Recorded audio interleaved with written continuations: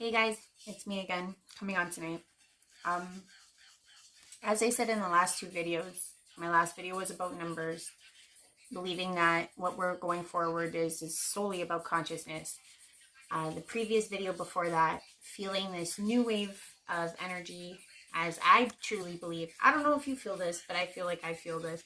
I think we've gotten past one existence and we're moving into the next. Truly, I feel like there's this new wave of energy coming towards us. And this is leading me to start and break down and talk about shadow work once again.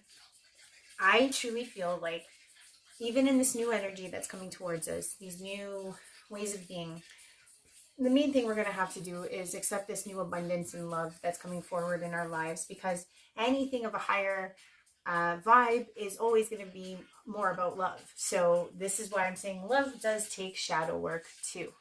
Are you ready for it?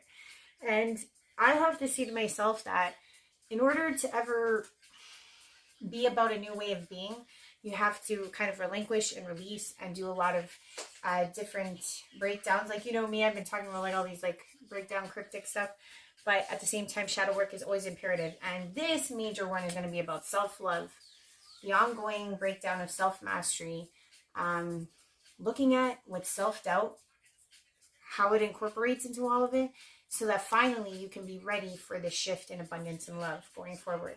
Because a lot of us, unlike, what we've just gone through, I know for me, I've had a hard time, especially when it came down to being okay and ready for it.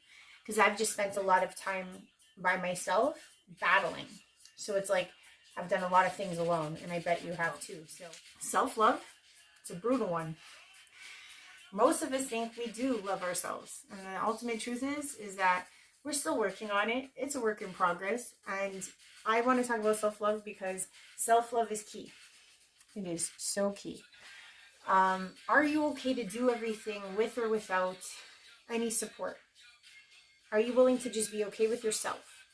Alone, in a crowd, without a crowd, with one person, with 5 people, 10. Sorry, that was a total faux pas, but hey, you're working with me. I truly think that when it comes to self-doubt and when it comes to self-love, they kind of go hand in hand. So self-love is the first topic. Are you doing things that benefit yourself? I've been going to the gym more often. I've been starting to pamper myself a lot more. I've been getting more into a vibe of like doing what's best for me versus in previous and from the last energy and the last existence that I just had to get through. I found for me, I was walking away from that old self and saying hello to my new self, which included self-love. And it didn't involve giving away my energy and finding self-love through others, because it's actually an oxymoron. Okay, but a lot of us do it. A lot of us give away our energy to help others before helping ourselves. We're putting that jacket on, that life jacket, and then we're going to go help somebody. I've been talking about that in videos too. But self-love for me, it was really hard, because getting out of that scapegoat mentality, getting out of that sacrificial lamb mentality, getting away from pity, those are hard complexes to break down. And that's what shadow work affords us. We have to look at those things as hard and as difficult as they are. You have to imagine that if we are trying to be okay with one of the most awesome emotions of all, that specific emotion has shadow work to do, because it is a raw emotion. It is a real emotion. It is the emotion of all emotions. So if you're going to say to me that you understand what love all encompasses, it does have that other side. And if you are someone like myself who has been hurt by the world and who has been faced with different travesties, anomalies, patterns of just being with sheer horrendous scenarios, and we're living life in a fantastic way too, but at the same time we all go through pain, and that's what this is about. Self-love is working on those pains, and what I mean by that is getting rid of those complexes, like I just stated, just for myself. You could have other ones, you should have other ones. Everyone's different. Everyone just has to really spend the time to figure out what it is. What's the shadow side of this self-love aspect? Are you giving away to too many people? Are you showing yourself homage? That's what I want to say shadow work will correct and help you with if you're not doing it. So I hope that helps. The next one is self-mastery, and that is going to be a lifelong pursuit and a lifelong lesson. I honestly don't think that any of us ever, or should. I think it's something that you have to ongoingly, because change is ever present. It's always, I feel like in this last year, I have changed tremendously. I'm sure you guys have too. And self-mastery is something that you're going to have to reflect and always go back to. I'm always saying this to myself because in this new energy, I've been feeling really excited, really ahead of myself. I've been projecting future ideas, future everything. And I know that I'm getting away from self-mastery. I can't get boggled down with all the newness that's coming our way. I got to keep focused. I got to keep trucking. I got to still keep nibbling away at my dreams and my pursuits. Because in this energy, because of how abundant it feels, at least for me, and I think it will be for you guys too, and we're shedding some skin here. I honestly feel like we still have to keep our schedules first. We still have to master those elements and not allow us to get ahead of ourselves. Because ultimately, then we get sold on non-present realities. And then that's how falsities and false truths, you're putting in work or you're putting in thought processes that don't currently exist. So always be in the now, always work on that self-mastery first and foremost. It kind of is the master of all of these other elements I'm talking about. The next topic is self-doubt, and I know for a fact that that is one of my that one for me has been one of the hardest and toughest ones, because I know, just like you, if you say to me that you have no self-doubt, I calls you a liar. I think everybody's got self-doubt. It is one of the toughest ones because it makes you surrender. It makes you say, you know what, whatever is to come, so be it. And that is a really tough stance to take, at least for me, because I'm somebody who's always trying to plan out everything. I'm always somebody who likes to come up with backup plans.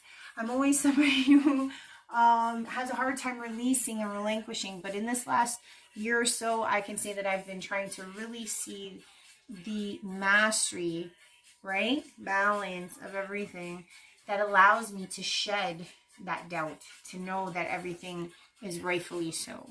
And that's a very hard place to be. But it needs to get done, because in order to bring forth or to attract, as they say, there's always, the feminine and the masculine quality to energy, the yin and the yang of flow. So you have to be able to adopt to both, especially to do self-mastery. And these types of topics, like I'm saying with self-doubt and doing the shadow work included, necessary, helps you to gain that balance. So this is why I'm talking about this. Knowing that you're good enough, knowing that you deserve what is to come is maybe for you is easy, but not for all. Like I said, I've never even been in situations where things have just, fallen on my lap, or opportunities have been abundant, or let's say I've been in love. So for me, it's like if certain things are coming my way that I've never even seen or experienced, how can I even say? And the reason why I say this is important is that we have to get rid of all the past pain and the past suffering. And we have to say that those things are with our issue that I'm talking about when it comes to shadow work. For me, it's abandonment issues, and I'll be as raw and authentic and as real as I can, because that's what love is in its shadow side. It's the shadow part of love. You have to realize that it's the most rawest, the most huge. Like, people do crazy things for love. The things you do for love, right? So you have to be able to look at those ugly sides to your psyche, to your existence. And for me, it's abandonment issues. I've had some issues in my life where people have let me down. I've had issues in my life where people have just abandoned certain situations. I'm not going to go into every single situation. But for me, as you guys last saw, that was one of them. But what I will say in an ironic twist is that last relationship was very karmic in nature, and it showed me so many lessons that helped me heal previous abandonment issue people that I had in my life. And I would say at this date, like, I've had, 2, 3, 4 that have really hit me hard. And in order to release self-doubt, to know that I am worthy of all that is to come, I have to know that that was not my fault. I have to know that maybe in some instance, when you're taking a higher approach, you have to see that those are life lessons that were necessary to bring you thus far. And if you got this far, it's because you realized through your shadow work how to relive those issues, see them for what they really are, and not just what they really are, but a different perspective instead of the same one that you replay over and over and over again. If you can do that, then you start to realize that these things were here to teach you, to get you to know yourself better. And once you know yourself better, you can trust yourself better. And the reason why I bring that up is because my next one that had to do with, am I ready for what's to come? Am I ready for it? If it is this grandiose thing, because realistically, my personal world has shifted so much and it seems and feels like grandioseness. So I feel like what is to come and shift into all of our energy going forward, because I truly feel we're all interconnected, we're all one. If this is what I'm presently seeing, and I'm sure a lot of us are seeing this, are we ready for what is to come next? And for me, I said those other issues that I worked with self-doubt lead into this next wave of being. I have to learn how to trust. I have to learn how to, be able to open my mind to the possibility. I have to open my mind to this idea that there's going to be a new wave of understanding and growth and expanse. And I have to work with that energy. I have to work through it. I have to work with it and utilize it. And know that whatever is to come forth from that energy is going to be true growth and true wealth for the planet, for my world around me. And trust is my shadow aspect that I have to work on the most when it comes to being ready for this new wave of energetic abundance and love.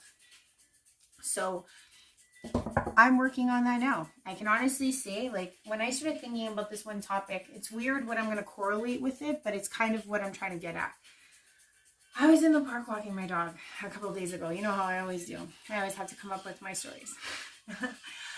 There was these two teenagers making out so hot and heavy on a bench. And I started thinking to myself, like, I went back in time and I was like, oh, I remember my first boyfriend that I used to suck face with. And I was like, wow, like for that split second, I was like, wow, I remember what it felt like to just be in that raw emotion of love. It was so there's you had no inhibitions. You released fully to the partner you had or to the world at large. They didn't care that the whole world was watching them make out, right? And it's like in that state of real true trust in love, before you're hurt, before you're ever brought down the road of life, you were at that state of pure love. And how do you reconnect with this? How do you, so to speak, make out like a teenager on a bench again? How do you get ready and know that you can absorb a love as grand as what is to come? And I feel like shadow work is what's necessary right now, at least for me in my life, because I'm like, well, if the whole world is now showing me that there's these possibilities opening up, that there's different avenues that may be coming all our way, I have to be okay with it. I have to be like, you know what? If I got to take a plunge again, especially into something I've never even dabbled in, I've never even foreseen for myself or ever imagined for myself, much like I'm sure you too, I have to say to myself, what can I do to get ready? Because I'm definitely going to try to ride that wave. I'm definitely going to try to be on that train. And the way I think we're going to get on it is by working on this side of shadow work that pertains to love and abundance. Are we worthy? Are we ready? You know what? Maybe today you're not, but you work on this and maybe tomorrow you are. It's always the pursuit of this mastery that helps us get further in our world. And I notice this a lot when I do my reading, so I honestly feel like people have to, much like myself, feel like there's nothing that can stop us. There's nothing that's undoable or not possible, or we can make it happen. And with that thinking, you are able to adopt and be ready for what is to come. And I honestly feel like this is where our energy is headed. This is what we need to adopt and grow with.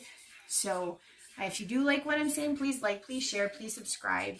I have these honestly odd analogies, but I hope that they're personable and that you get to know my way of thinking and feeling. I always feel like everything is macro and micro, or micro and macro.